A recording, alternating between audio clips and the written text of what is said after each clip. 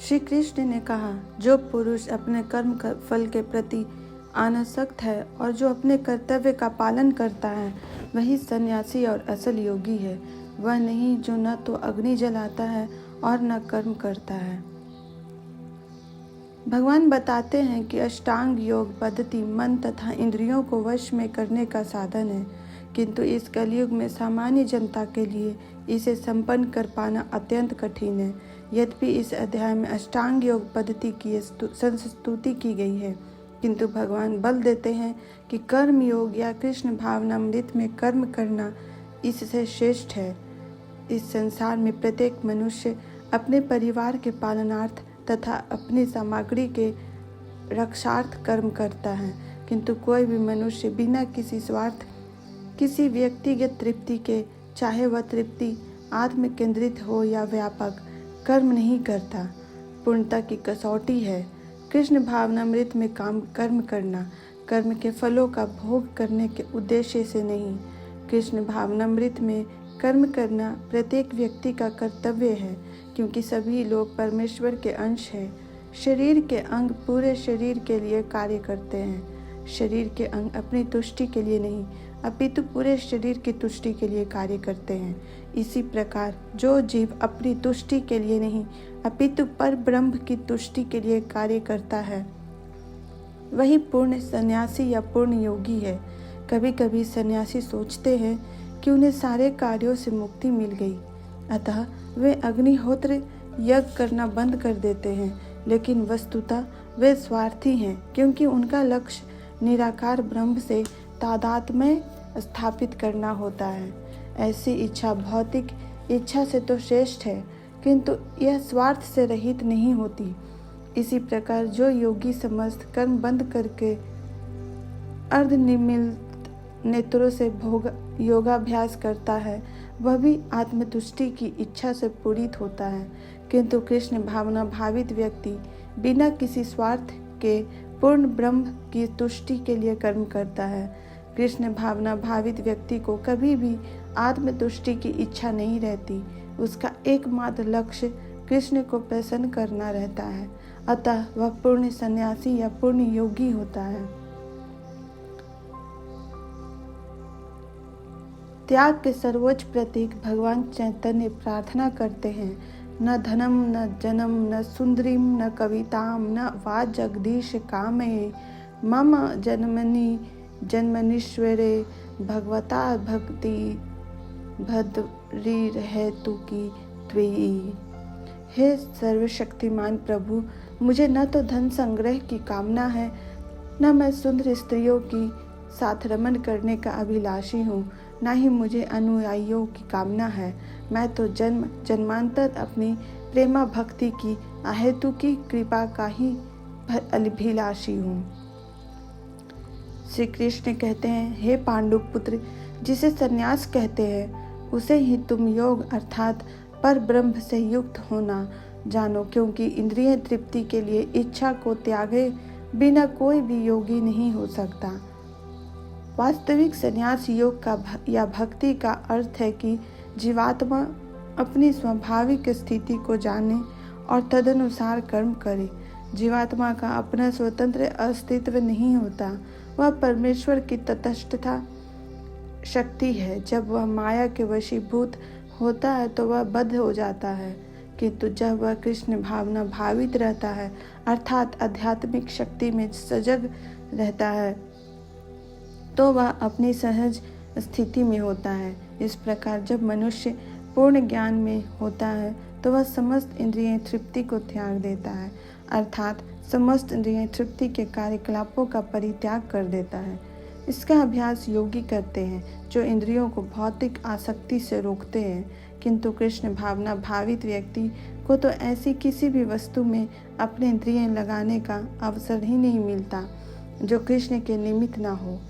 फलतः कृष्ण भावना भावित व्यक्ति सन्यासी तथा योगी साथ साथ होता है। ज्ञान तथा इंद्रिय निग्रह योग के ये दोनों प्रयोजन कृष्ण भावनामृत द्वारा स्वतः पूरे हो जाते हैं। यदि मनुष्य स्वार्थ का त्याग नहीं कर पाता तो ज्ञान तथा योग व्यर्थ रहते हैं। जीवात्मा का मुख्य ध्येय तो समस्त प्रकार की आत्मतृप्ति को त्याग कर परमेश्वर की तुष्टि करने के लिए तैयार रहना है।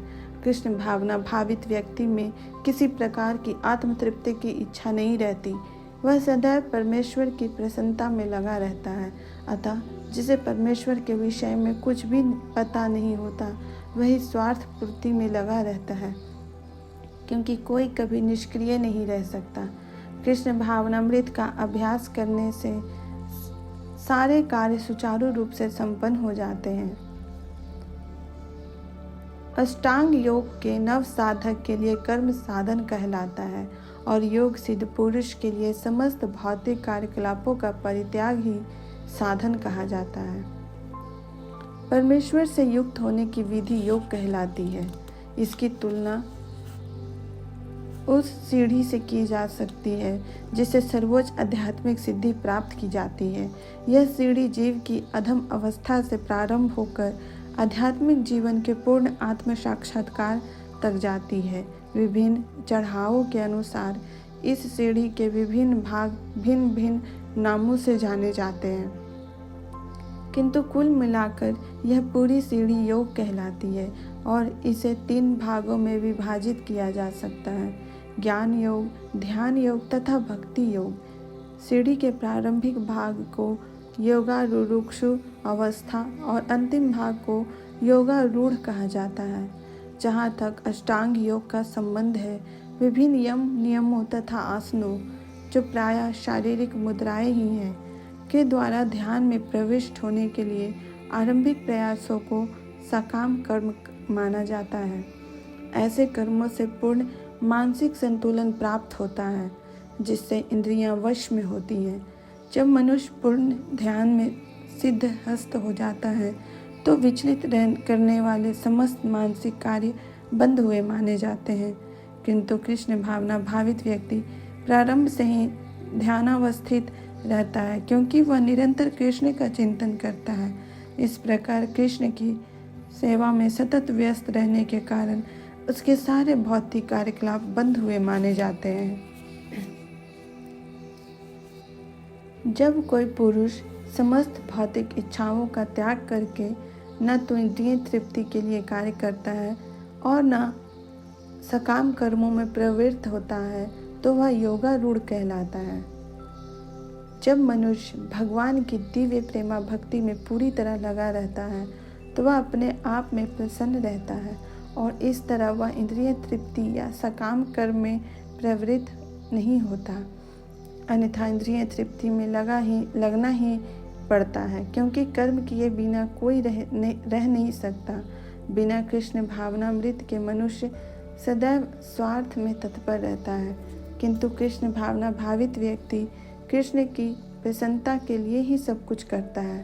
फलतः वह इंद्रिय तृप्ति से पूरी तरह विरक्त रहता है। जिसे ऐसी अनुभूति प्राप्त नहीं है, उसे चाहिए कि भौतिक इच्छाओं से बचे रहने का वह यंत्रवत प्रयास करे, तभी वह योग की सीढ़ी से ऊपर पहुंच सकता है। मनुष्य को चाहिए कि अपने मन की सहायता से अपना उद्धार करे और अपने को नीचे ना गिरने दे। यह मन बद्धजीव का मित्र भी है और शत्रु भी। प्रसंग के अनुसार आत्मा शब्द का अर्थ शरीर, मन तथा आत्मा होता है। योग पद्धति में मन तथा आत्मा का विशेष महत्व है। चूँकि मन ही योग पद्धति का केंद्र बिंदु है, अतः इस प्रसंग में आत्मा का तात्पर्य मन होता है। योग पद्धति का उद्देश्य मन को रोकना तथा इंद्रिय विषयों के प्रति आसक्ति से उसे हटाना है। यहाँ पर इस बात पर बल दिया गया है कि मन को इस प्रकार प्रशिक्षित किया जाए ताकि वह बद्ध जीव को अज्ञान के दलदल से निकाल सके। इस जगत में मनुष्य मन तथा इंद्रियों के द्वारा प्रभावित होता है। वास्तव में शुद्ध आत्मा इस संसार में इसीलिए फंसा हुआ है क्योंकि मन मिथ्या अहंकार में लगकर प्रकृति के ऊपर प्रभुत्व जताना चाहता है। अतः मन को इस प्रकार प्रशिक्षित करना चाहिए कि वह प्रकृति की तड़क भड़क से आकृष्ट न हो और इस तरह बद्ध जीव की रक्षा की जा सके। मनुष्य को इंद्रिय विषयों में आकृष्ट होकर अपने को पतित नहीं करना चाहिए। जो जितना ही इंद्रिय विषयों के प्रति आकृष्ट होता है वह उतना ही इस संसार में फंसता जाता है। अपने को विरत करने का सर्वोत्कृष्ट साधन यही है कि मन को सदैव कृष्ण भावनामृत में निरत रखा जाए। ही शब्द इस बात पर बल देने के लिए प्रयुक्त हुआ है, अर्थात इसे अवश्य करना चाहिए। इस प्रकार शरीर, मन तथा कर्म में निरंतर संयम का अभ्यास करते हुए संयमित मन वाले योगी को इस भौतिक अस्तित्व की समाप्ति पर भगवत धाम की प्राप्ति होती है। अब योगाभ्यास के चरम लक्ष्य का स्पष्टीकरण किया जा रहा है। योगाभ्यास किसी भौतिक सुविधा की प्राप्ति के लिए नहीं किया जाता। इसका उद्देश्य तो भौतिक संसार से विरक्ति प्राप्त करना है। जो कोई इसके द्वारा स्वास्थ्य लाभ चाहता है या भौतिक सिद्धि प्राप्त करने का इच्छुक होता है वह भगवत गीता के अनुसार योगी नहीं है। नहीं, भौतिक अस्तित्व की समाप्ति का अर्थ शून्य में प्रवेश है, क्योंकि यह कपोल कल्पना है। भगवान की सृष्टि में कहीं भी शून्य नहीं है। उल्टे भौतिक अस्तित्व की समाप्ति से मनुष्य भगवत धाम में प्रवेश करता है। भगवत गीता में भगवत धाम का भी स्पष्टीकरण किया गया है कि यह वह स्थान है जहाँ न सूर्य की आवश्यकता है न चांद या बिजली की। आध्यात्मिक राज्य के सारे लोक उसी प्रकार से स्वतः प्रकाशित हैं जिस प्रकार सूर्य द्वारा यह भौतिक आकाश। वैसे तो भगवत धाम सर्वत्र है, किंतु चिन्मय व्योम तथा उसके लोकों को ही परम धाम कहा जाता है।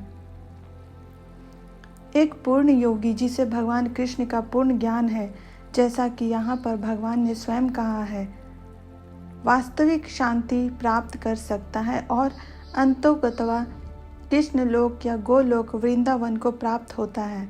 ब्रह्म संगीता में स्पष्ट उल्लेख है, गोलोक एव निव सत्य खिलात्म भूता। यद्यपि भगवान सदैव अपने धाम में निवास करते हैं जिसे गोलोक कहते हैं, तो भी वे अपनी परा आध्यात्मिक शक्तियों के कारण सर्वव्यापी ब्रह्म तथा अंतर्यामी परमात्मा है। कोई भी कृष्ण तथा विष्णु रूप में उनके पूर्ण विस्तार को सही सही जाने बिना वैकुंठ में या भगवान के नित्य धाम में प्रवेश नहीं कर सकता। अतः कृष्ण भावना भावित व्यक्ति ही पूर्ण योगी है, क्योंकि उसका मन सदैव कृष्ण के कार्यकलापों में तल्लीन रहता है। वेदों में भी हम पाते हैं, तमेव विदित्वाति मृत्यु मेति। केवल भगवान कृष्ण को जानने पर जन्म तथा मृत्यु के पथ को जीता जा सकता है। दूसरे शब्दों में योग की पूर्णता संसार से मुक्ति प्राप्त करने में है, इंद्रजाल अथवा व्यायाम के कर्तव्यों द्वारा अबोध जनता को मूर्ख बनाने में नहीं। श्री कृष्ण कहते हैं, हे अर्जुन, जो अधिक खाता है या बहुत कम खाता है, जो अधिक सोता है अथवा जो पर्याप्त नहीं सोता, उसके योगी बनने की कोई संभावना नहीं है। यहाँ पर योगियों के लिए भोजन तथा नींद के नियमन की संस्तुति की गई है। अधिक भोजन का अर्थ है शरीर तथा आत्मा को बनाए रखने के लिए आवश्यकता से अधिक भोजन करना। मनुष्यों को मांसाहार करने की आवश्यकता नहीं है, क्योंकि प्रचुर मात्रा में अन्न, शाक, फल तथा दुग्ध उपलब्ध है। ऐसे सादे भोज्य पदार्थ भगवद गीता के अनुसार सतोगुणी माने जाते हैं। मांसाहार तो तमोगुणियों के लिए है। अतः जो लोग मांसाहार करते हैं, मदपान करते हैं, धूम्रपान करते हैं और कृष्ण को भोग लगाए बिना भोजन करते हैं, वे पाप कर्मों का भोग करेंगे, क्योंकि वे केवल दूषित वस्तुएं खाते हैं। भुजते ते त्वघम पापा ये पंचन्ते यात्मा करनाथ। जो व्यक्ति इंद्रिय सुख के लिए खाता है या अपने लिए भोजन बनाता है किंतु कृष्ण को भोजन अर्पित नहीं करता है, वो पूर्ण योग का पालन नहीं कर सकता। सबसे उत्तम यही है कि कृष्ण को अर्पित भोजन के उच्चिष्ट भाग को ही खाया जाए। कृष्ण भावना भावित व्यक्ति कभी भी ऐसा भोजन नहीं करता जो इससे पूर्व कृष्ण को अर्पित ना किया गया हो। अतः केवल कृष्ण भावना भावित व्यक्ति ही योगाभ्यास में पूर्णता प्राप्त कर सकता है। नहीं, ऐसा व्यक्ति कभी योग का अभ्यास कर सकता है जो कृत्रिम उपवास की अपनी विधियां निकाल कर भोजन नहीं करता है। कृष्ण भावना भावित व्यक्ति शास्त्रों द्वारा अनुमोदित उपवास करता है। न तो वह आवश्यकता से अधिक उपवास रखता है, न ही अधिक खाता है। इस प्रकार वह योगाभ्यास करने के लिए पूर्णतया योग्य है। जो आवश्यकता से अधिक खाता है और वह सोता है, समय अनेक सपने देखेगा, अतः आवश्यकता से अधिक सोएगा। मनुष्य को प्रतिदिन 6 घंटे से अधिक नहीं सोना चाहिए। जो व्यक्ति 24 घंटों में से 6 घंटों से अधिक सोता है वह अवश्य ही तमोगुणी है। तमोगुणी व्यक्ति आलसी होता है और अधिक सोता है। ऐसा व्यक्ति योग नहीं साध सकता है। श्री कृष्ण कहते हैं, जो खाने, सोने, आमोद प्रमोद तथा काम करने की आदतों में नियमित रहता है वह योगाभ्यास द्वारा समस्त भौतिक क्लेशों को नष्ट कर सकता है। खाने, सोने, रक्षा करने तथा मैथुन करने में जो शरीर की आवश्यकताएं हैं, अति करने से योगाभ्यास की प्रगति रुक जाती है। जहाँ तक खाने का प्रश्न है तो इसे प्रसादम या पवित्रीकृत भोजन के रूप में नियमित बनाया जा सकता है। भगवद गीता के अनुसार भगवान कृष्ण को शाक, फूल, फल, अन्न, दुग्ध आदि भेंट किए जाते हैं। इस प्रकार एक कृष्ण भावना भावित व्यक्ति को ऐसा भोजन न करने का स्वतः प्रशिक्षण प्राप्त होता रहता है जो मनुष्य के खाने योग्य नहीं होता या कि सतोगुणी नहीं होता। जहाँ तक सोने का प्रश्न है, कृष्ण भावना भावित व्यक्ति कृष्ण भावनामृत में कर्म करने में निरंतर सतर्क रहता है, अतः निद्रा में वह व्यर्थ समय नहीं गवाता। अव्यर्थ काल तवम। कृष्ण भावना भावित व्यक्ति अपना 1 मिनट का समय भी भगवान की सेवा के बिना नहीं बिताना चाहता, अतः वह कम से कम सोता है। इसके आदर्श श्रील रूप गोस्वामी हैं, जो कृष्णा की सेवा में निरंतर लगे रहते थे और दिन भर में 2 घंटे से अधिक नहीं सोते थे और कभी कभी तो उतना भी नहीं सोते थे। ठाकुर हरिदास तो अपनी माला में 3 लाख नामों का जप किए बिना न तो प्रसाद ग्रहण करते थे और न सोते ही थे। जहाँ तक कार्य का प्रश्न है, कृष्ण भावना भावित व्यक्ति ऐसा कोई भी कार्य नहीं करता जो कृष्ण से संबंधित न हो। इस प्रकार उसका कार्य सदैव नियमित रहता है और इंद्रिय तृप्ति से अदूषित। चूँकि कृष्ण भावना भावित व्यक्ति के लिए इंद्रिय तृप्ति का प्रश्न ही नहीं उठता, अतः उसे तनिक भी भौतिक अवकाश नहीं मिलता। चूँकि वह अपने कार्य, वचन, निद्रा, जागृति तथा अन्य सारे शारीरिक कार्यों में नियमित रहता है, अतः उसे कोई भौतिक दुख नहीं सताता। जब योगी योगाभ्यास द्वारा अपने मानसिक कार्यकलापों को वश में कर लेता है और अध्यात्म में स्थित हो जाता है, अर्थात समस्त भौतिक इच्छाओं से रहित हो जाता है, तब वह योग में सुस्थिर कहा जाता है। साधारण मनुष्य की तुलना में योगी के कार्यों में यह विशेषता होती है कि वह समस्त भौतिक इच्छाओं से मुक्त रहता है, जिनमें मैथुन प्रमुख है। एक पूर्ण योगी अपने मानसिक कार्यों में इतना अनुशासित होता है कि उसे कोई भी भौतिक इच्छा विचलित नहीं कर सकती। यह सिद्ध अवस्था कृष्ण भावना भावित व्यक्तियों द्वारा स्वतः प्राप्त हो जाती है। राजा अम्बरीश ने सर्वप्रथम अपने मन को भगवान के चरण कमलों पर स्थिर कर दिया, फिर क्रमशः अपनी वाणी को कृष्ण के गुणानुवाद में लगाया, हाथों को भगवान के मंदिर को स्वच्छ करने में, कानों को भगवान के कार्यकलापों को सुनने, आँखों को भगवान के दिव्य रूप का दर्शन करने, शरीर को अन्य भक्तों के शरीरों का स्पर्श करने, घ्राणेन्द्रियों को भगवान पर चढ़ाए गए कमल पुष्प की सुगंध सूंघने, जीभ को भगवान के चरण कमलों पर चढ़ाए गए तुलसी पत्रों का स्वाद लेने, पाँवों को तीर्थ यात्रा करने तथा भगवान के मंदिर तक जाने, सिर को भगवान को प्रणाम करने तथा अपनी इच्छाओं को भगवान की इच्छा पूरी करने में लगा दिया। ये सारे दिव्य कार्य शुद्ध भक्त के सर्वथा अनुरूप हैं। निर्विशेषवादियों के लिए यह दिव्य व्यवस्था अनिर्वचनीय हो सकती है, किंतु कृष्ण भावना भावित व्यक्ति के लिए यह अत्यंत सुगम एवं व्यवहारिक है। जैसा कि महाराज अम्बरीश की उपरिवर्णित जीवनचर्या में से स्पष्ट हो जाता है।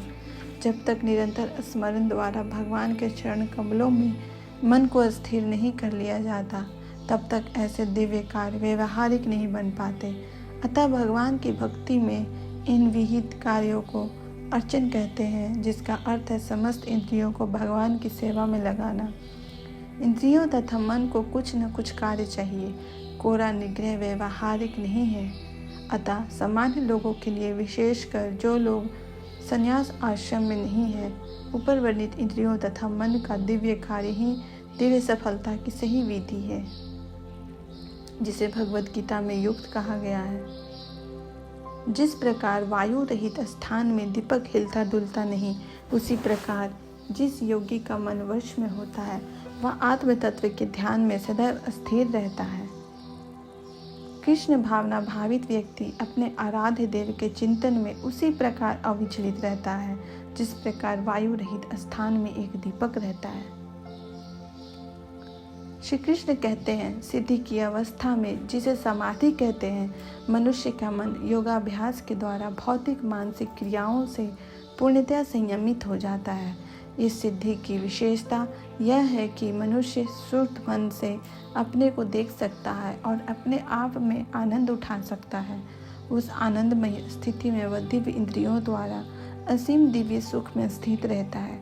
इस प्रकार स्थापित मनुष्य कभी सत्य से विपथ नहीं होता और इस सुख की प्राप्ति हो जाने पर वह इससे बड़ा कोई दूसरा लाभ नहीं मानता। ऐसी स्थिति को पाकर मनुष्य बड़ी से बड़ी कठिनाइयों में भी विचलित नहीं होता। यह निस्संदेह भौतिक संसर्ग से उत्पन्न होने वाले समस्त दुखों से वास्तविक मुक्ति है। योगाभ्यास से मनुष्य भौतिक धारणाओं से क्रमशः विरक्त होता जाता है।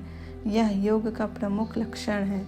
इसके बाद वह समाधि में स्थित हो जाता है, जिसका अर्थ यह होता है कि दिव्य मन तथा बुद्धि के द्वारा योगी अपने आप को परमात्मा समझने का भ्रम न करके परमात्मा की अनुभूति करता है। योगाभ्यास बहुत कुछ पतंजलि की पद्धति पर आधारित है। कुछ अप्रामाणिक भाष्यकर जीवात्मा तथा परमात्मा में अभेद स्थापित करने का प्रयास करते हैं और अद्वैतवादी इसे ही मुक्ति मानते हैं, किंतु वे पतंजलि की योग पद्धति के वास्तविक प्रयोजन को नहीं जानते। पतंजलि पद्धति में दिव्य आनंद को स्वीकार किया गया है, किंतु अद्वैतवादी इस दिव्य आनंद को स्वीकार नहीं करते, क्योंकि उन्हें भ्रम है कि इससे कहीं उनके अद्वैतवाद में बाधा न उपस्थित हो जाए। अद्वैतवादी ज्ञान तथा ज्ञाता के द्वैत को नहीं मानते, किंतु इस श्लोक में दिव्य इंद्रियों द्वारा अनुभूत दिव्य आनंद को स्वीकार किया गया है। इसकी पुष्टि योग पद्धति के विख्यात व्याख्याता पतंजलि मुनि ने भी की है। योग सूत्र में महर्षि कहते हैं, पुरुषार्थ शून्यानां गुणानां प्रतिप्रसवा कैवल्यम स्वरूप प्रतिष्ठा व चिति शक्ति रीति।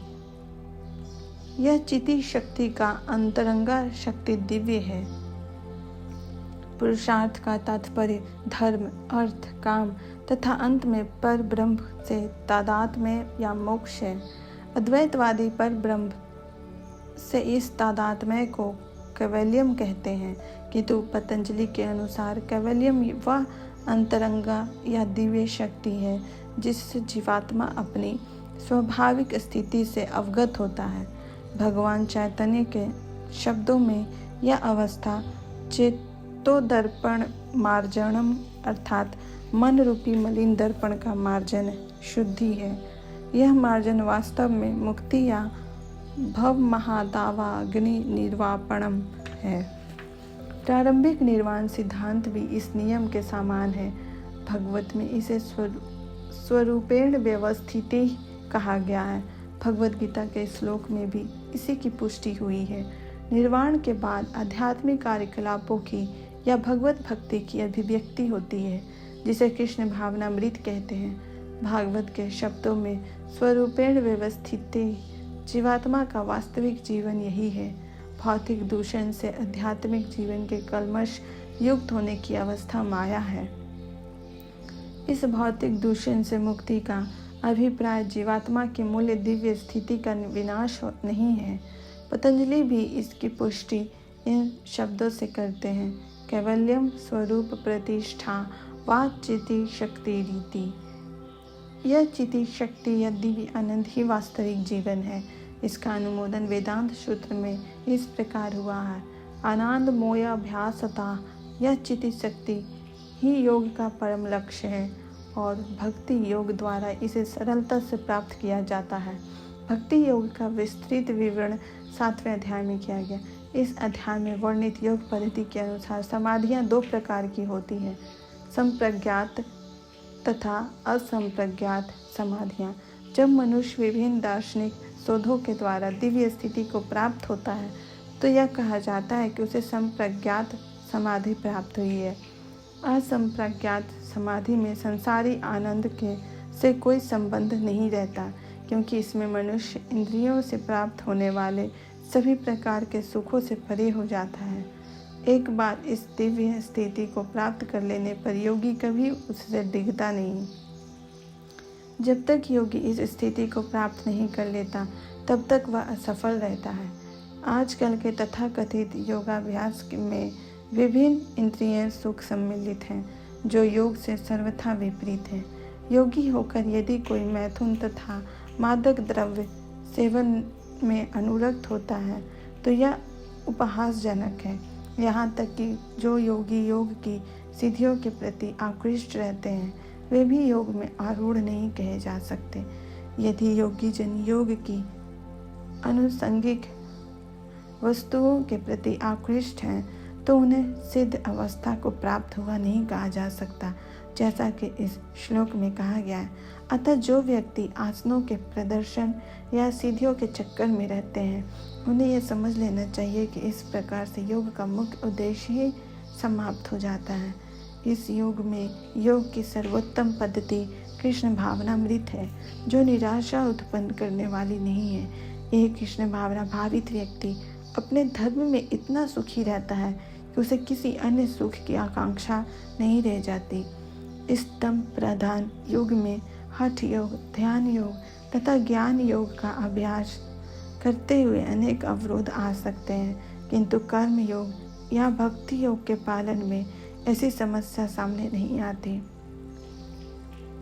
जब तक यह शरीर रहता है तब तक शरीर की आवश्यकताएं, आहार, निद्रा, भय तथा मैथुन को पूरा करना होता है, किंतु जो व्यक्ति शुद्ध भक्ति योग में अथवा कृष्ण भावनामृत में स्थित होता है वह शरीर की आवश्यकताओं की पूर्ति करते समय इंद्रियों को उत्तेजित नहीं करता। प्रत्युत वह घाटे के सौदे का सर्वोत्तम उपयोग करके जीवन की न्यूनतम आवश्यकताओं को स्वीकार करता है और कृष्ण भावनामृत में दिव्य सुख भोगता है। वह दुर्घटनाओं, रोगों, अभावों और यहाँ तक कि अपने प्रियजनों की मृत्यु जैसी आपातकालीन घटनाओं के प्रति भी निरपेक्ष रहता है, किंतु कृष्ण भावनामृत या भक्ति योग संबंधी अपने कर्मों को पूरा करने में वह सदैव सचेष्ट रहता है। दुर्घटनाएं उसे कर्तव्य पथ से विचलित नहीं कर पाती, जैसा कि भगवद गीता में कहा गया है, अगम पायुनोम नित्याशंतास्तितिक्षस्व भारत। वह इन प्रासंगिक घटनाओं को सहता है क्योंकि वह यह भली भांति जानता है कि ये घटनाएं ऐसी ही आती जाती रहती हैं और इनसे उसके कर्तव्य पर कोई प्रभाव नहीं पड़ता। इस प्रकार वह योगाभ्यास में परम सिद्धि प्राप्त करता है। मनुष्य को चाहिए कि संकल्प तथा श्रद्धा के साथ योगाभ्यास में लगे और पथ से विचलित ना हो। उसे चाहिए कि मनोधर्म से उत्पन्न समस्त इच्छाओं को निरपवाद रूप से त्याग दे और इस प्रकार मन के द्वारा सभी ओर से इंद्रियों को वश में करे। योगाभ्यास करने वाले को दृढ़ संकल्प होना चाहिए और उसे चाहिए कि बिना विचलित हुए धैर्यपूर्वक अभ्यास करे। अंत में उसकी सफलता निश्चित है। उसे यह सोचकर बड़े ही धैर्य से इस मार्ग का अनुसरण करना चाहिए और यदि सफलता मिलने में विलंब हो रहा हो तो निरुत्साहित नहीं होना चाहिए। ऐसे दृढ़ अभ्यासी की सफलता सुनिश्चित है। भक्ति योग के संबंध में रूप गोस्वामी का कथन है, उत्ताह निश्चय से दौर्याता तत्कर्म प्रवर्तनात् संगत्यागात् सतो वृते शरण भीर भक्ति प्रसिद्ध्याति। मनुष्य पूर्ण हार्दिक उत्साह, धैर्य तथा संकल्प के साथ भक्ति योग का पूर्ण रूपेण पालन भक्त के साथ रहकर निर्धारित कर्मों को करने तथा सत्कार्यों में पूर्णतया लगने रहने से कर सकता है। जहाँ तक संकल्प की बात है, मनुष्य को चाहिए कि उसे गौरैया का आदर्श ग्रहण करे, जिससे के सारे अंडे समुद्र की लहरों में मग्न हो गए थे। कहते हैं कि एक गौरैया ने समुद्र तट पर अंडे दिए, किंतु विशाल समुद्र उन्हें अपनी लहरों में समेट ले गया। इस पर गौरैया अत्यंत क्षुब्ध हुई और उसने समुद्र से अंडे लौटा देने के लिए कहा, किंतु समुद्र ने उसकी प्रार्थना पर कोई ध्यान नहीं दिया। अतः उसने समुद्र को सुखा डालने की ठान ली। वह अपनी नन्ही सी चोंच से समुद्र का पानी निकालने लगी। सभी उसके इस असंभव संकल्प का उपहास करने लगे। उसके इस कार्य की सर्वत्र चर्चा चलने लगी। तो अंत में भगवान विष्णु के विराट वाहन पक्षी राज गरुड़ ने यह बात सुनी। उन्हें अपनी इस नन्ही पक्षी बहन पर दया आई और वे गौरैया से मिलने आए। गरुड़ उस नन्ही गौरैया के निश्चय से बहुत प्रसन्न हुए और उन्होंने उसकी सहायता करने का वचन दिया। गरुड़ ने तुरंत समुद्र से कहा कि वह उसके अंडे लौटा दे, नहीं तो उसे स्वयं आगे आना पड़ेगा। इससे समुद्र भयभीत हुआ और उसने अंडे लौटा दिए। वह गौरैया गरुड़ की कृपा से सुखी हो गई। इसी प्रकार योग विशेषतया कृष्ण भावनामृत में भक्ति योग अत्यंत दुष्कर प्रतीत हो सकता है, किंतु जो कोई संकल्प के साथ नियमों का पालन करता है, भगवान निश्चित रूप से उसकी सहायता करते हैं, क्योंकि जो अपनी सहायता आप करते हैं, भगवान उनकी सहायता करते हैं। धीरे धीरे क्रमशः पूर्ण विश्वास पूर्वक बुद्धि के द्वारा समाधि में स्थित होना चाहिए और इस प्रकार मन को आत्मा में ही स्थित करना चाहिए तथा अन्य कुछ भी नहीं सोचना चाहिए। समुचित विश्वास तथा बुद्धि के द्वारा मनुष्य को धीरे धीरे सारे इंद्रिय कर्म करने बंद कर देने चाहिए। यह प्रत्याहार कहलाता है। मन को विश्वास, ध्यान तथा इंद्रिय निवृत्ति द्वारा वश में करते हुए समाधि में स्थिर करना चाहिए। उस समय देहात्म बुद्धि में अनुरक्त होने की कोई संभावना नहीं रह जाती।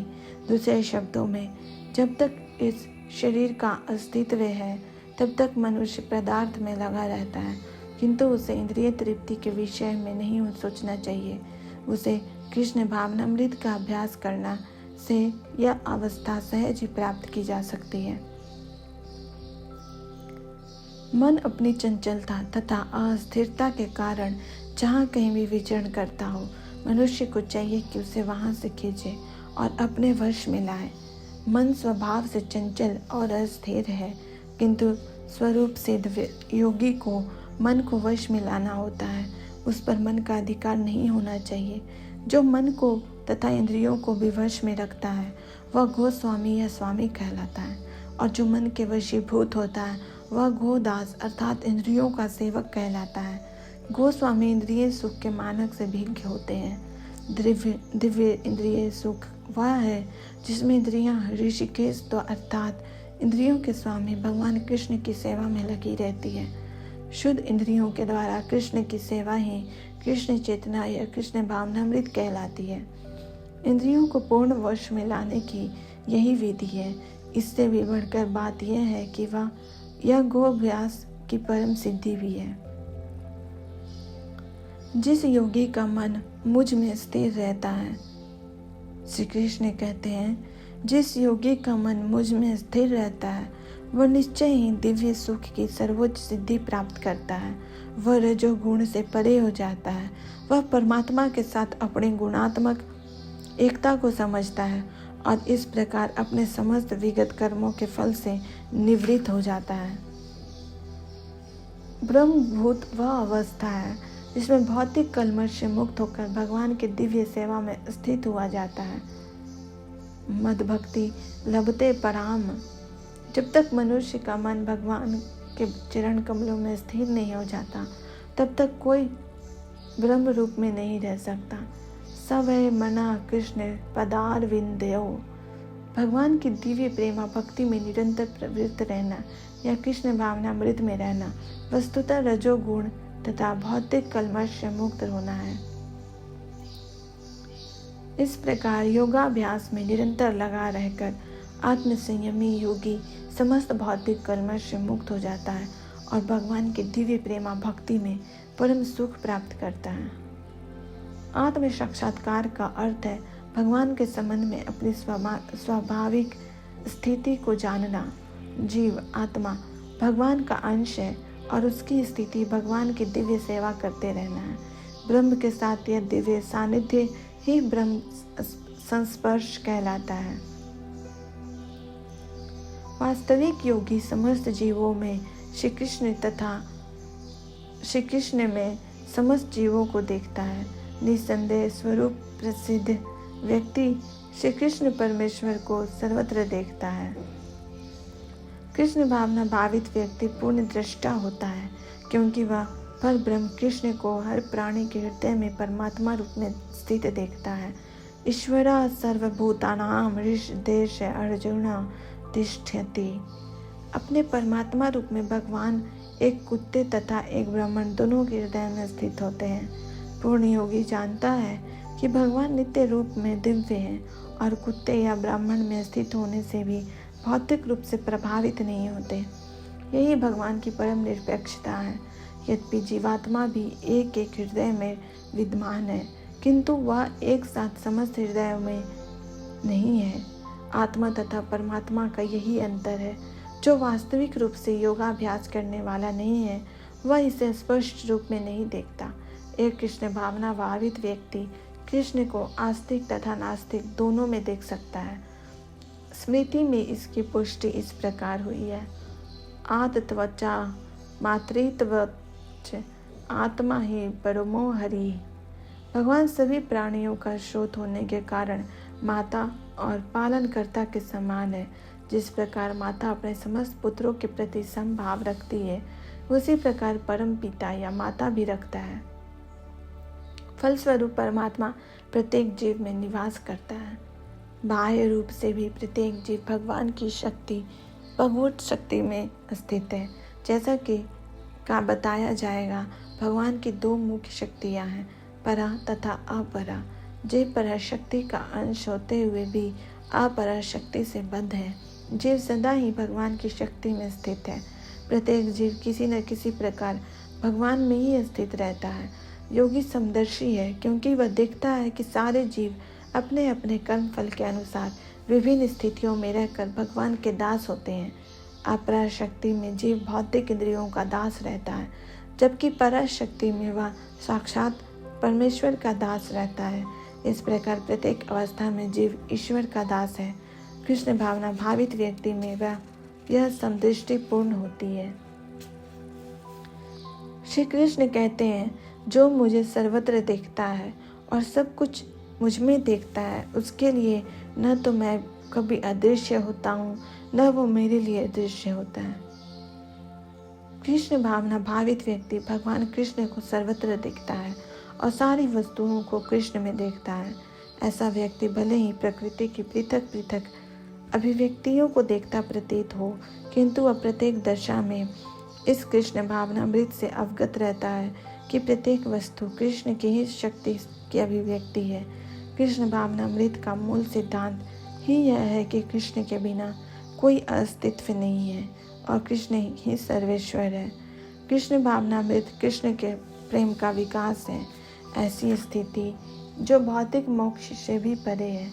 आत्म साक्षात्कार के रूप में कृष्ण भावनामृत की इस अवस्था में भक्त कृष्ण से इस अर्थ में एक रूप हो जाता है कि उसके लिए कृष्ण ही सब कुछ हो जाते हैं और भक्त प्रेम में कृष्ण से पूरित हो उठता है। तब भगवान तथा भक्त के बीच अंतरंग संबंध स्थापित हो जाता है। उस अवस्था में जीव को विनष्ट नहीं किया जा सकता और न भगवान भक्त की दृष्टि से ओझल होते हैं। कृष्ण में तादात्म्य होना आध्यात्मिक लय आत्म विनाश है। भक्त कभी भी ऐसी विपदा नहीं उठाता। ब्रह्म संगीता में कहा गया है, मैं आदि भगवान गोविंद की पूजा करता हूँ, जिनका दर्शन भक्तगण प्रेम रूपी अंजन लगे नेत्रों से करते हैं। वे भक्त के हृदय में स्थित श्याम सुंदर रूप में देखे जाते हैं। इस अवस्था में न तो भगवान कृष्ण अपने भक्त की दृष्टि से ओझल होते हैं और न भक्ति उनकी दृष्टि से ओझल हो पाते हैं। यही बात योगी के लिए भी सत्य है, क्योंकि वह अपने हृदय के भीतर परमात्मा रूप में भगवान का दर्शन करता रहता है। ऐसा योगी शुद्ध भक्त बन जाता है और अपने अंदर भगवान को देखे बिना एक क्षण भी नहीं रह सकता। श्री कृष्ण कहते हैं, जो योगी मुझे तथा परमात्मा को अभिन्न जानते हुए परमात्मा की भक्ति पूर्वक सेवा करता है, वह हर प्रकार से मुझ में सदैव स्थित रहता है। जो योगी परमात्मा का ध्यान करता है, वह अपने अंतःकरण में चतुर्भुज विष्णु का दर्शन कृष्ण के पूर्ण रूप में शंख, चक्र, गदा तथा कमल पुष्प धारण किए करता है। योगी को यह जानना चाहिए कि विष्णु कृष्ण से भिन्न नहीं है। परमात्मा रूप में कृष्ण जन जन के हृदय में स्थित है। यही नहीं, असंख्य जीवों के हृदयों में स्थित असंख्य परमात्माओं में कोई अंतर नहीं है। नहीं, कृष्ण की दिव्य प्रेमा भक्ति में निरंतर व्यस्त व्यक्ति तथा परमात्मा के ध्यान में निरत एक पूर्ण योगी के बीच कोई अंतर है। कृष्ण भावनामृत में योगी सदैव कृष्ण में ही स्थित रहता है, भले ही भौतिक जगत में वह भिन्न कार्यों में व्यस्त क्यों न हो। इसकी पुष्टिशील रूप गोस्वामी कृत भक्ति रसामृत सिंधु में हुई है। निखिला स्वप्यवस्थासु जीवन मुक्ता सा उच्यते। कृष्ण भावनामृत में रत रहने वाला भगवत भक्त स्वतः मुक्त हो जाता है। नारद पशरात्र में इसकी पुष्टि इस प्रकार हुई है। देश काल से अतीत तथा सर्वव्यापी श्री कृष्ण के दिव्य रूप में ध्यान एकाग्र करने से मनुष्य कृष्ण के चिंतन में तन्मय हो जाता है और तब उनके दिव्य सानिध्य की सुखी अवस्था को प्राप्त होता है। योगाभ्यास में समाधि की सर्वोच्च अवस्था कृष्ण भावनामृत है। केवल इस ज्ञान से कि कृष्ण प्रत्येक जन के हृदय में परमात्मा रूप में उपस्थित है, योगी निर्दोष हो जाता है। वेदों से भगवान की इस अचिंत्य शक्ति की पुष्टि इस प्रकार होती है। एकोन पी संबुहुदा यौन भवाति। यद्यपि भगवान एक है, किंतु वह जितने सारे हृदय हैं उनमें उपस्थित रहता है।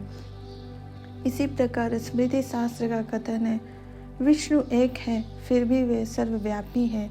एक रूप होते हुए भी अपनी अचिंत्य शक्ति से सर्वत्र उपस्थित रहते हैं। जिस प्रकार सूर्य एक ही समय अनेक स्थानों में दिखता है।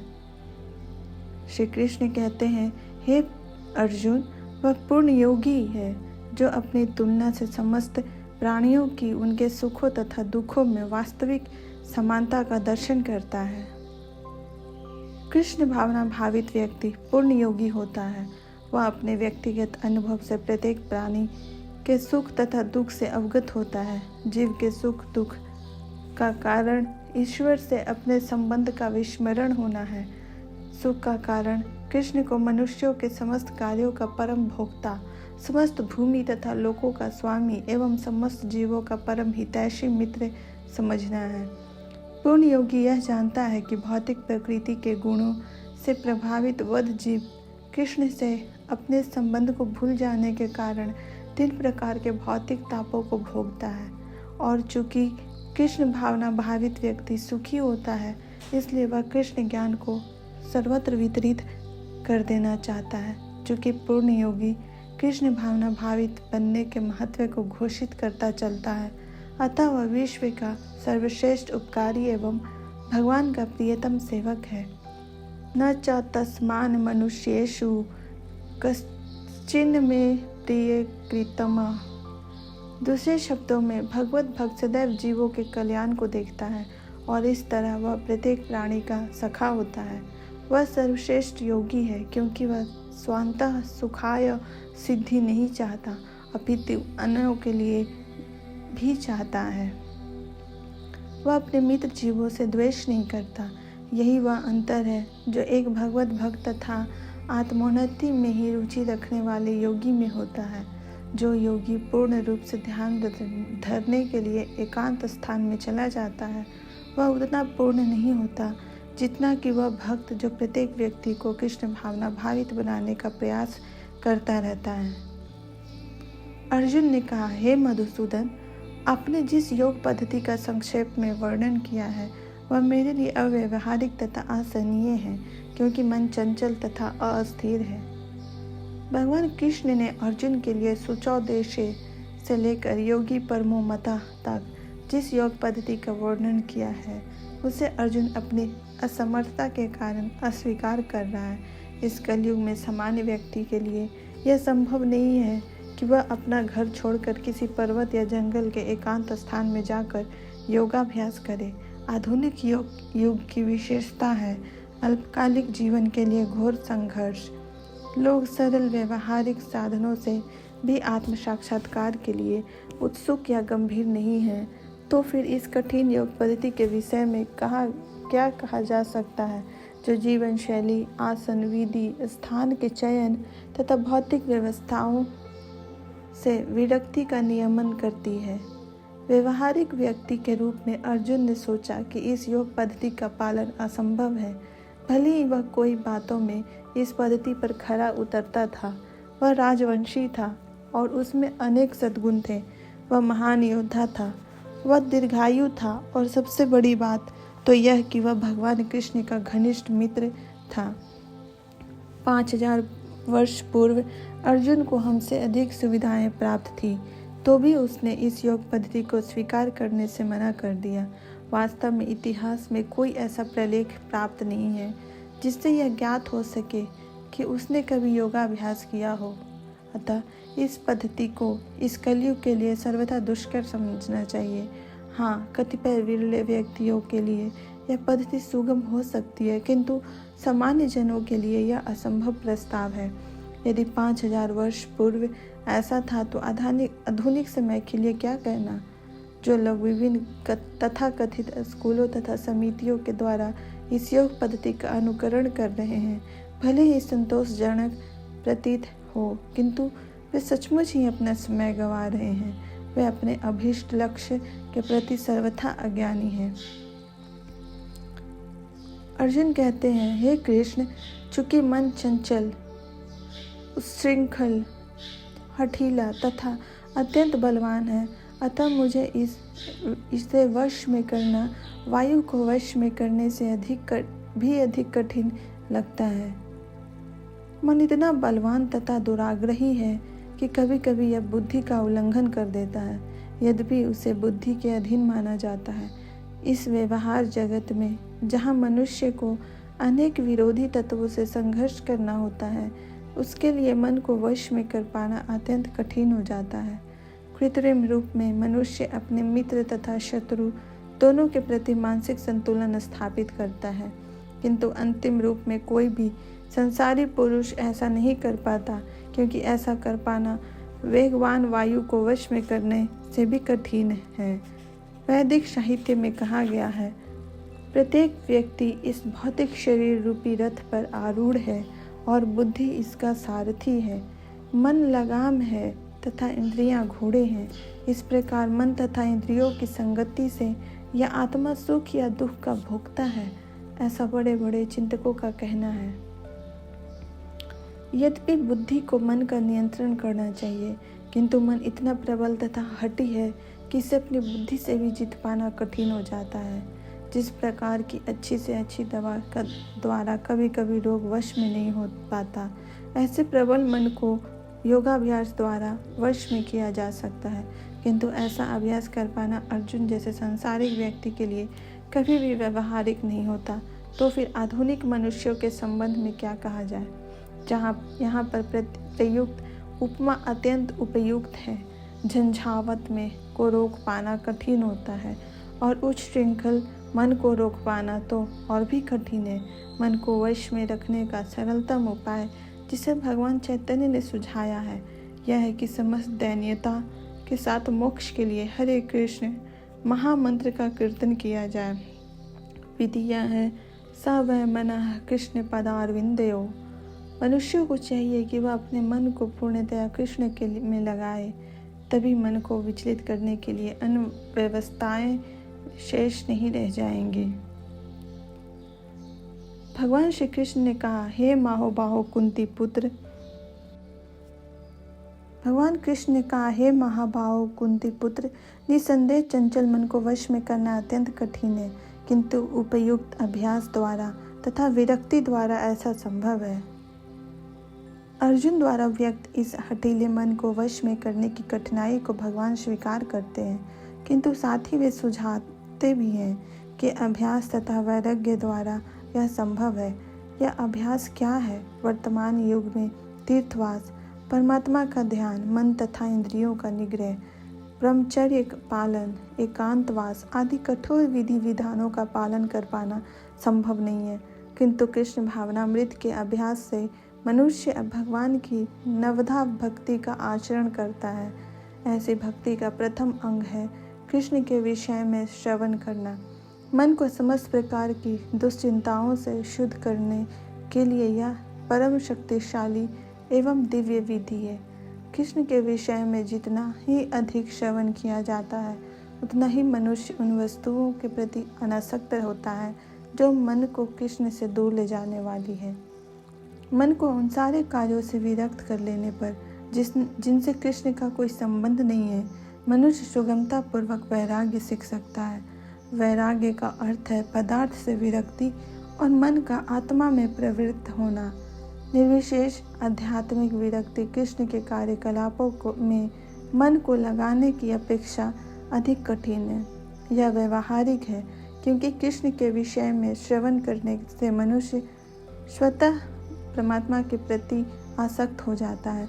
यह आसक्ति परेशानुभूति या आध्यात्मिक तुष्टि कहलाती है।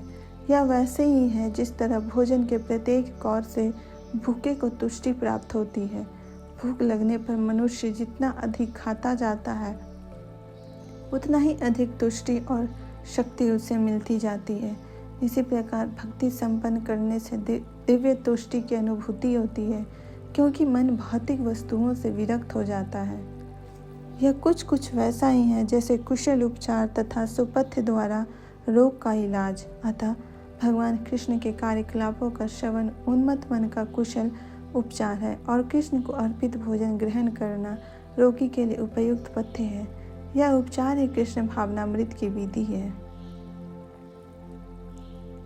श्री कृष्ण कहते हैं, जिसका मन उच्च श्रृंखल है उसके लिए आत्म साक्षात्कार कठिन कार्य होता है, किंतु जिसका मन संयमित है और जो समुचित उपाय करता है उसकी सफलता ध्रुव है।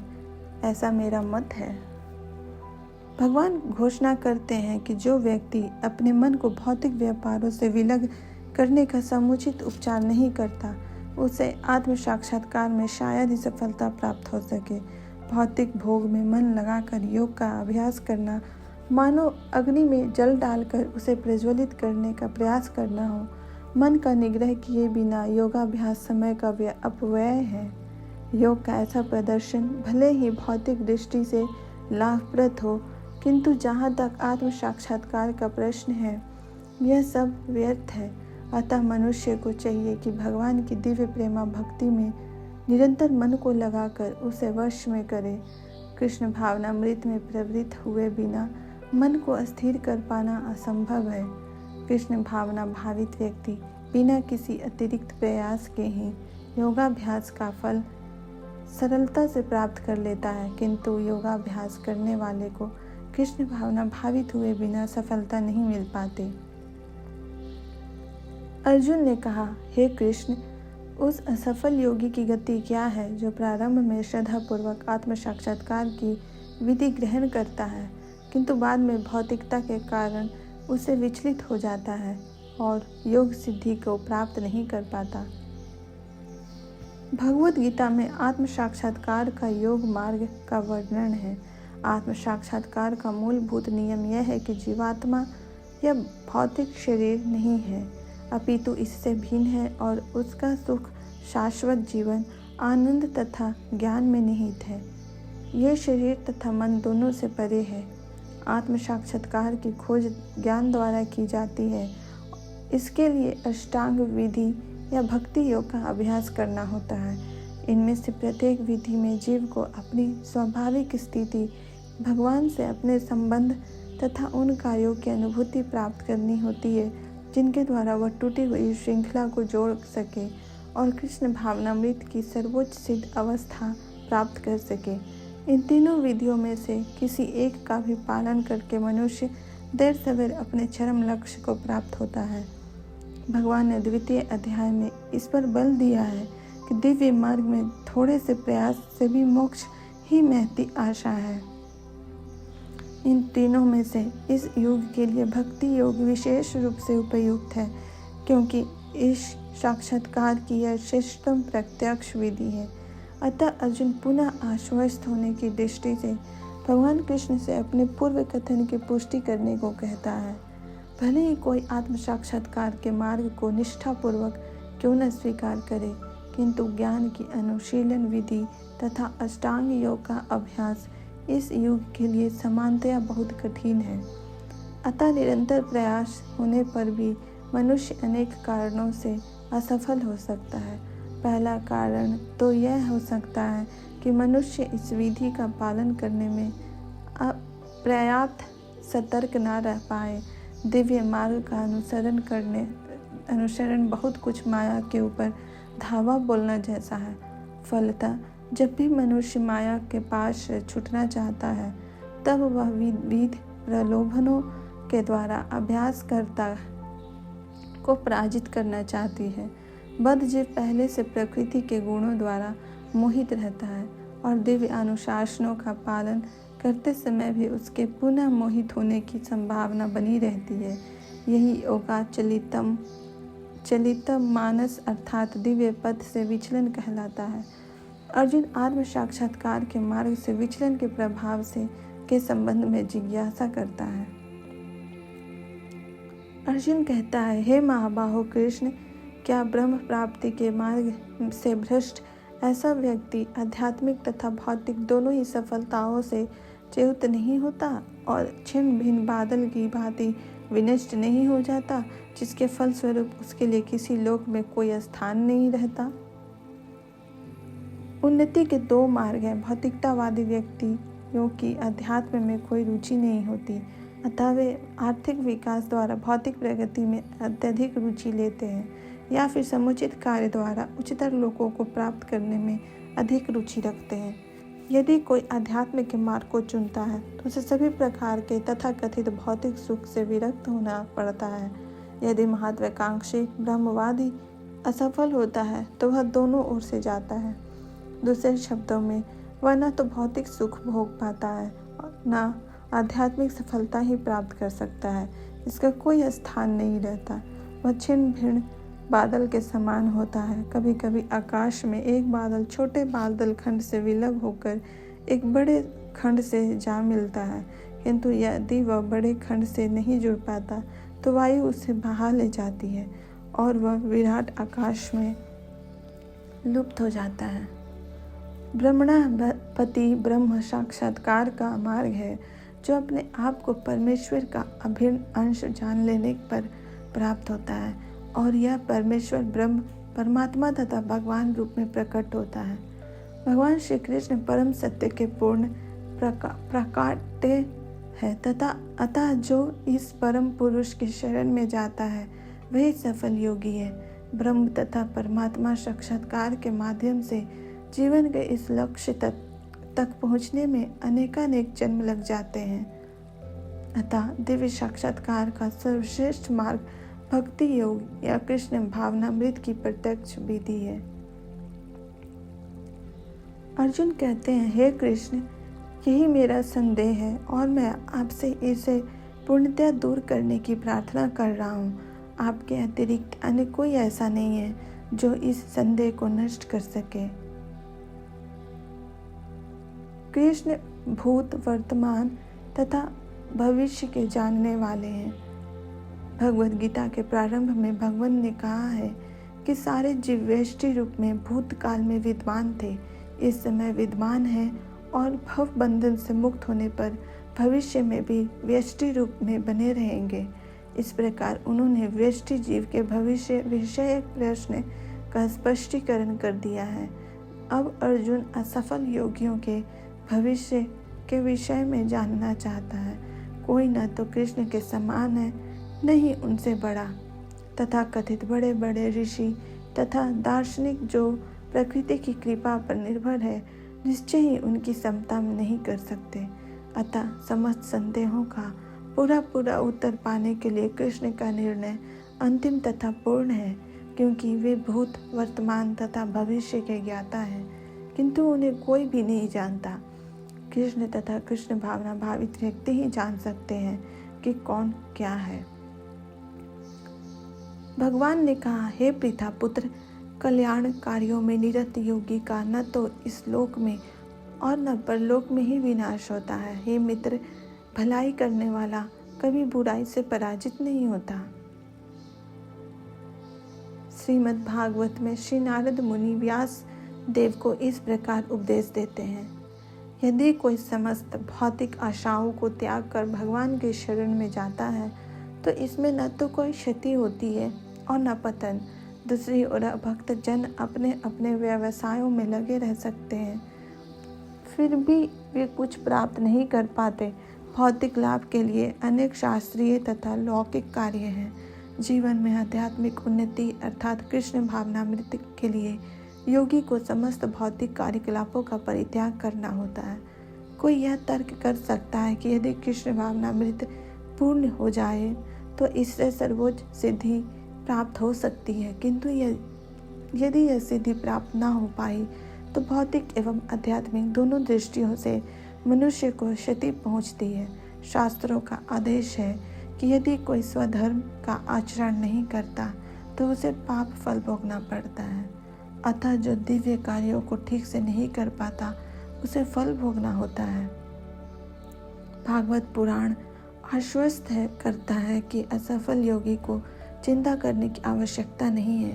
भले ही उसे ठीक से स्वधर्म आचरण न करने का फल भोगना पड़े तो भी वह घाटे में नहीं रहता, क्योंकि शुभ कृष्ण भावनामृत कभी विस्मृत नहीं होती। जो इस प्रकार से लगा रहता है वह अगले जन्म में निम्न योनि में भी जन्म लेकर पहले की भांति भक्ति करता है। दूसरी ओर जो केवल नियत कार्यों को दृढ़तापूर्वक करता है, किंतु यदि उसमें कृष्ण भावनामृत का अभाव है तो आवश्यक नहीं कि उसे शुभ फल प्राप्त हो।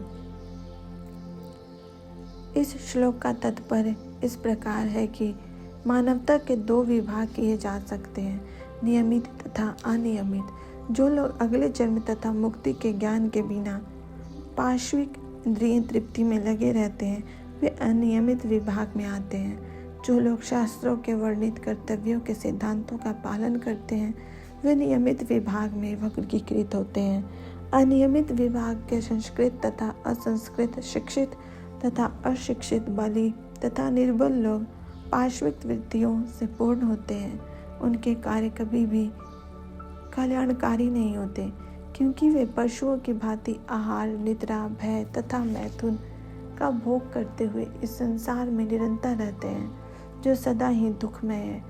किंतु जो लोग शास्त्रीय आदेशों के अनुसार संयमित रहते हैं और इस प्रकार क्रमशः कृष्ण भावनामृत को प्राप्त होते हैं, वे निश्चित रूप से जीवन की उन्नति करते हैं। कल्याण मार्ग के अनुयायियों को 3 वर्गों में विभाजित किया जा सकता है।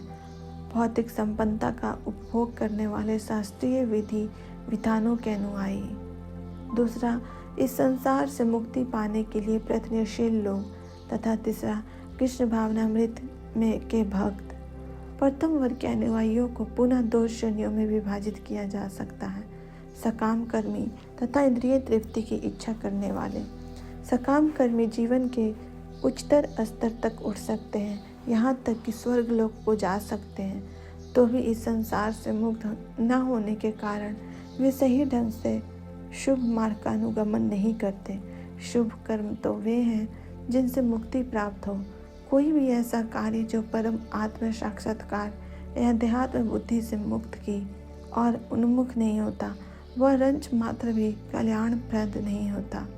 कृष्ण भावनामृत संबंधी कार्य ही एकमात्र शुभ कार्य है, और जो भी कृष्ण भावनामृत के मार्ग पर प्रगति करने के उद्देश्य से स्वेच्छा से समस्त शारीरिक असुविधाओं को स्वीकार करता है, वही घोर तपस्या के द्वारा पूर्ण योगी कहलाता है। चूँकि अष्टांग योग पद्धति कृष्ण भावनामृत की चरण अनुभूति के लिए होती है, अतः यह पद्धति भी कल्याणप्रद है। अतः जो कोई इस दिशा में यथाशक्त प्रयास करता है उसे कभी अपने पतन के प्रति भयभीत नहीं होनी चाहिए। असफल योगी पवित्रात्माओं के लोकों में अनेकानेक वर्षों तक भोग करने के बाद या तो सदाचारी पुरुषों के परिवार में या कि धनवानों के कुल में जन्म लेता है। असफल योगियों की दो श्रेणियां हैं। एक वे जो बहुत बड़ी थोड़ी उन्नति के बाद ही भ्रष्ट होते हैं। दूसरे वो जो दीर्घ काल तक योगाभ्यास के बाद भ्रष्ट होते हैं। जो योगी अल्पकालिक अभ्यास के बाद भ्रष्ट होता है वह स्वर्गलोक को जाता है, जहाँ केवल पुण्य आत्माओं को प्रविष्ट होने दिया जाता है। वहाँ पर दीर्घ काल तक रहने के बाद उसे पुनः इस लोक में भेजा जाता है, जिससे वह किसी सदाचारी ब्राह्मण वैष्णव के कुल में या धनवान वणिक के कुल में जन्म ले सके। योगाभ्यास का वास्तविक उद्देश्य कृष्ण भावनामृत की सर्वोच्च सिद्धि प्राप्त करना है, जैसा कि इस अध्याय के अंतिम श्लोक में बताया गया है। किंतु जो इतने अध्यावसायी नहीं होते और जो भौतिक प्रलोभनों के कारण असफल हो जाते हैं, उन्हें अपनी भौतिक इच्छाओं की पूर्ति करने की अनुमति दी जाती है। तत्पश्चात उन्हें सदाचारी या धनवान परिवारों में संपन्न जीवन बिताने का अवसर प्रदान किया जाता है। ऐसे परिवारों में जन्म लेने वाले इन सुविधाओं का लाभ उठाते हुए अपने आप को पूर्ण कृष्ण भावनामृत तक ऊपर ले जाते हैं। अथवा यदि दीर्घ काल तक योग करने के बाद असफल रहे तो वह ऐसे योगियों के कुल में जन्म लेता है जो अति बुद्धिमान है। निश्चय ही इस संसार में ऐसा जन्म दुर्लभ है। यहाँ पर योगियों के बुद्धिमान कुल में जन्म लेने की प्रशंसा की गई है, क्योंकि ऐसे कुल में उत्पन्न बालक को प्रारंभ से ही आध्यात्मिक प्रोत्साहन प्राप्त होता है। विशेषतया आचार्यों या गोस्वामियों के कुल में ऐसी परिस्थिति है। ऐसे कुल अत्यंत विद्वान होते हैं और परंपरा तथा प्रशिक्षण के कारण सदावान होते हैं। इस प्रकार वे गुरु बनते हैं। भारत में ऐसे अनेक आचार्य कुल हैं, किंतु अब वे अपर्याप्त विद्या तथा प्रशिक्षण के कारण पतनशील हो चुके हैं। भगवत कृपा से अभी भी कुछ ऐसे परिवार हैं जिनमें पीढ़ी दर पीढ़ी योगियों को प्रश्रय मिलता है। ऐसे परिवारों में जन्म लेना सचमुच ही अत्यंत सौभाग्य की बात है।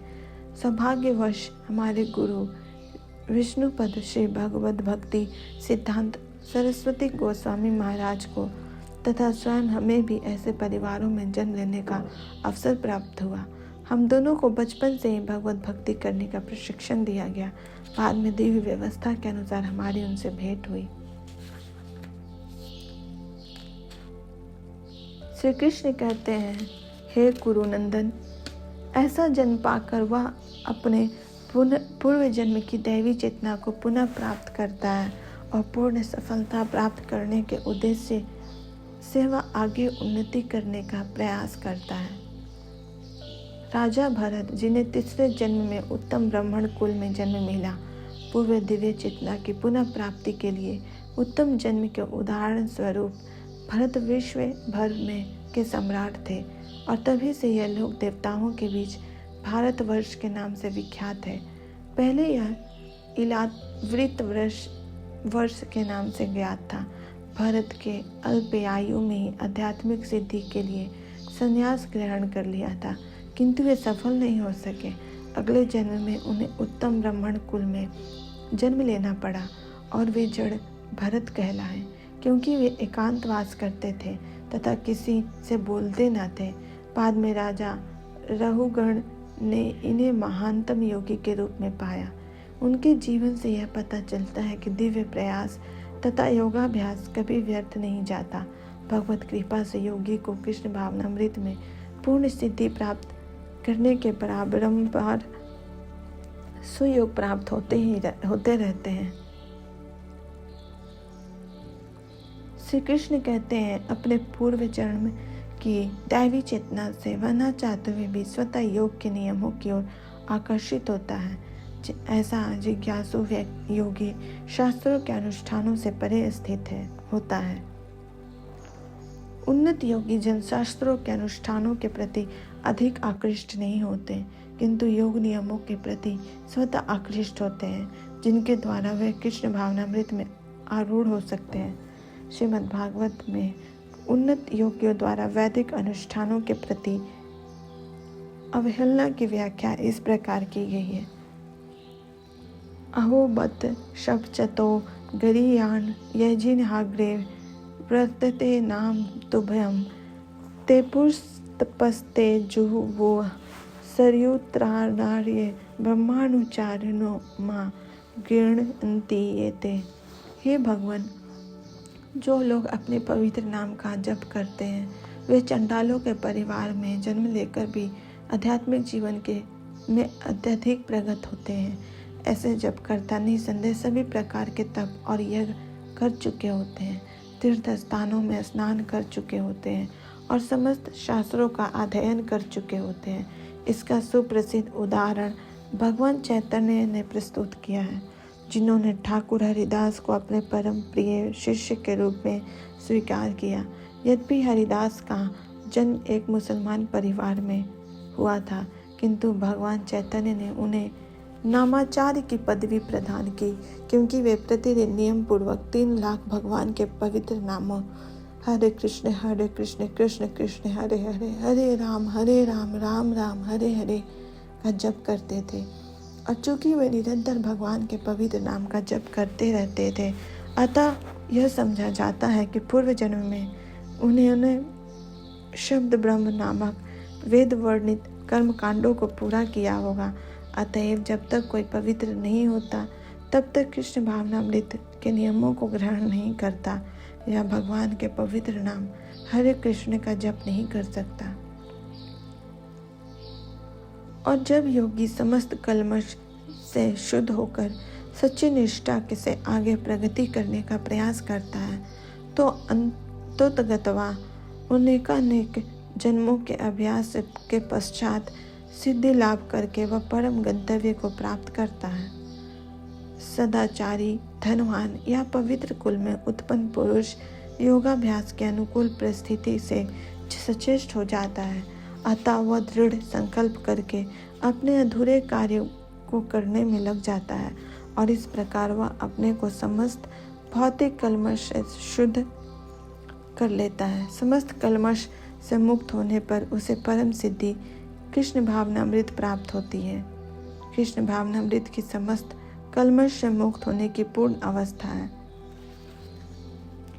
अनेक जन्मों तक पुण्य कर्म करने से जब कोई समस्त कल्मश तथा मोहमय द्वंद्वों से पूर्णतः मुक्त हो जाता है, तभी वह भगवान की दिव्य प्रेमा भक्ति में लग पाता है। योगी पुरुष तपस्वी से, ज्ञानी से तथा सकाम कर्मी से बढ़कर होता है। श्री कृष्ण कहते हैं, अतः हे अर्जुन, तुम सभी प्रकार से योगी बनो। जब हम योग का नाम लेते हैं तो हम अपनी चेतना को परम सत्य के साथ जोड़ने की बात करते हैं। विविध अभ्यासकर्ता इस पद्धति को ग्रहण की गई विशेष विधि के अनुसार विभिन्न नामों से पुकारते हैं। जब यह योग पद्धति सकाम कर्मों से मुख्यतः संबंधित होती है तो कर्म योग कहलाती है। जब यह चिंतन से संबंधित होती है तो ज्ञान योग कहलाती है, और जब यह भगवान की भक्ति से संबंधित होती है तो भक्ति योग कहलाती है। भक्ति योग या कृष्ण भावनामृत समस्त योगों की परम सिद्धि है।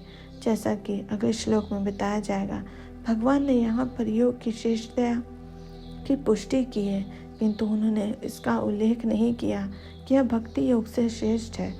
भक्ति योग पूर्ण आत्मज्ञान है, अतः इससे बढ़कर कुछ भी नहीं है। आत्मज्ञान के बिना तपस्या अपूर्ण है। परमेश्वर के प्रति समर्पित हुए बिना ज्ञान योग भी अपूर्ण है। सकाम कर्म भी कृष्ण भावनामृत के बिना समय का अपव्यय है। अतः यहाँ पर योग का सर्वाधिक प्रशंसित रूप भक्ति योग है और इसकी अधिक व्याख्या में की गई है। श्री कृष्ण कहते हैं, और समस्त योगियों में से जो योगी अत्यंत श्रद्धापूर्वक मेरे परायण है और अपने अंतःकरण में मेरे विषय में सोचता है और मेरी दिव्य प्रेमा भक्ति करता है, वह योग में मुझ में परम अंतर्गण रूप में युक्त रहता है और सबों में सर्वोच्च है। यही मेरा मत है। यहाँ पर भजते शब्द महत्वपूर्ण है। भजते भजा धातु से बना है जिसका अर्थ है सेवा करना। अंग्रेजी शब्द वर्शिप से यह भाव व्यक्त नहीं होता, क्योंकि इससे पूजा करना, सम्मान दिखाना तथा योग का सम्मान करना सूचित होता है, किंतु प्रेम तथा श्रद्धापूर्वक सेवा तो श्री भगवान के निमित्त है। किसी सामान्य व्यक्ति या देवता की पूजा न करने वाले को अशिष्ट कहा गया जा सकता है, किंतु भगवान की सेवा न करने वालों की तो पूरी तरह भर्त्सना की जाती है। प्रत्येक जीव भगवान का अंश स्वरूप है और इस तरह प्रत्येक जीव को अपने स्वभाव के अनुसार भगवान की सेवा करनी चाहिए। ऐसा न करने से वह नीचे गिर जाता है। भगवत पुराण में इसकी पुष्टि इस प्रकार हुई है। जो मनुष्य अपने जीवन दाता आधे भगवान की सेवा नहीं करता और अपने कर्तव्य में शिथिलता बरतता है, वह निश्चित रूप से अपनी स्वाभाविक स्थिति से नीचे गिरता है। भागवत पुराण में भजंती शब्द व्यवहृत हुआ है। भजंती शब्द का प्रयोग परमेश्वर के लिए प्रयुक्त किया जा सकता है, जबकि वर्शिप का प्रयोग देवताओं या अन्य किसी सामान्य जीव के लिए किया जा सकता है। इसमें प्रयुक्त अवजानंती शब्द भगवद गीता में भी पाया जाता है। अवजानंती में माँ मूढ़ा, केवल मूर्ख तथा धूर्त भगवान कृष्ण का उपहास करते हैं। ऐसा मूर्ख भगवत भक्ति की प्रवृत्ति न होने पर भी भगवद गीता का भाष्य कर बैठते हैं। फलतः वे भजंती तथा वर्शिप शब्दों में के अंतर को नहीं समझ पाते। भक्ति योग समस्त योगों की परिणति है। अन्य योग तो भक्ति योग में भक्ति तक पहुँचने के साधन मात्र है। योग का वास्तविक अर्थ भक्ति योग है। अन्य सारे योग भक्ति योग रूपी गंतव्य की दिशा में अग्रसर होते हैं। कर्म योग से लेकर भक्ति योग तक लंबा रास्ता आत्म साक्षात्कार तक जाता है। निष्काम कर्म योग इस रास्ते का आरंभ है। जब कर्म योग में ज्ञान तथा वैराग्य की वृद्धि होती है तो यह अवस्था ज्ञान योग कहलाती है। जब ज्ञान योग में अनेक भौतिक विधियों से परमात्मा के ध्यान में वृद्धि होने लगती है और मन उन पर लगा रहता है तो इसे अष्टांग योग कहते हैं। इस अष्टांग योग को पार करने पर जब मनुष्य श्री भगवान कृष्ण के निकट पहुंचता है तो यह भक्ति योग कहलाता है। यथार्थ में भक्ति योग ही चरम लक्ष्य है, किंतु भक्ति योग का सूक्ष्म विश्लेषण करने के लिए अन्य योगों को समझना होता है। अतः जो योगी प्रगतिशील होता है वह शाश्वत कल्याण के सही मार्ग पर रहता है। जो किसी एक बिंदु पर दृढ़ रहता है और आगे प्रगति नहीं करता वह कर्म योगी, ज्ञान योगी, ध्यान योगी, राज योगी, हठ योगी आदि नामों से पुकारा जाता है। यदि कोई इतना भाग्यशाली होता है कि भक्ति योग को प्राप्त हो सके तो यह समझना चाहिए कि उसने समस्त योगों को पार कर लिया है। अतः कृष्ण भावना भावित होना योग की सर्वोच्च अवस्था है। ठीक उसी तरह जैसे कि हम यह कहते हैं कि विश्व भर के पर्वत में हिमालय सबसे ऊंचा है, जिसकी सर्वोच्च चोटी एवरेस्ट है। कोई विरला भाग्यशाली ही वैदिक विधान के अनुसार भक्ति योग के पथ को स्वीकार करके कृष्ण भावना भावित हो पाता है। आदर्श योगी श्याम सुंदर कृष्ण पर अपना ध्यान एकाग्र करता है, जो बादल के समान सुंदर रंग वाले हैं, जिनका कमल सदृश मुख सूर्य के समान तेजवान है, जिनका वस्त्र रत्नों से प्रभावपूर्ण है और जिनका शरीर फूलों की माला से सुशोभित है। उनके अंगों का प्रदीप्त करने वाली उनकी ज्योति ब्रह्म ज्योति कहलाती है। हे राम, नृसिंह, वराह तथा श्री भगवान कृष्ण जैसे विभिन्न रूपों में अवतरित होते हैं। वे सामान्य व्यक्ति की भांति माता यशोदा के पुत्र रूप में जन्म ग्रहण करते हैं और कृष्ण, गोविंद तथा वासुदेव के नाम से जाने जाते हैं। वे पूर्ण बालक, पूर्ण पति, पूर्ण सखा तथा पूर्ण स्वामी हैं और वे समस्त ऐश्वर्यों तथा दिव्य गुणों से ओतप्रोत हैं। जो श्री भगवान के इस गुणों से पूर्णतया अभिन्न रहता है वह सर्वोच्च योगी कहलाता है। योग की यह सर्वोच्च दशा केवल भक्ति योग से ही प्राप्त की जा सकती है, जिसकी पुष्टि वैदिक साहित्य से होती है। जिन महात्माओं के हृदय में श्री भगवान तथा गुरु में परम श्रद्धा होती है, उनमें वैदिक ज्ञान का संपूर्ण तात्पर्य स्वतः प्रकाशित हो जाता है। भक्ति का अर्थ है भगवान की सेवा, जो इस जीवन में या अगले जीवन में भौतिक लाभ की इच्छा से रहित होती है। ऐसी प्रवृत्तियों से मुक्त होकर मनुष्य को अपना मन परमेश्वर में लीन करना चाहिए। निष्कर्म का यही प्रयोजन है। ये सभी कुछ ऐसे साधन हैं जिनसे योग की परम संसिद्धि में अवस्था, भक्ति या कृष्ण भावनामृत को संपन्न किया जा सकता है।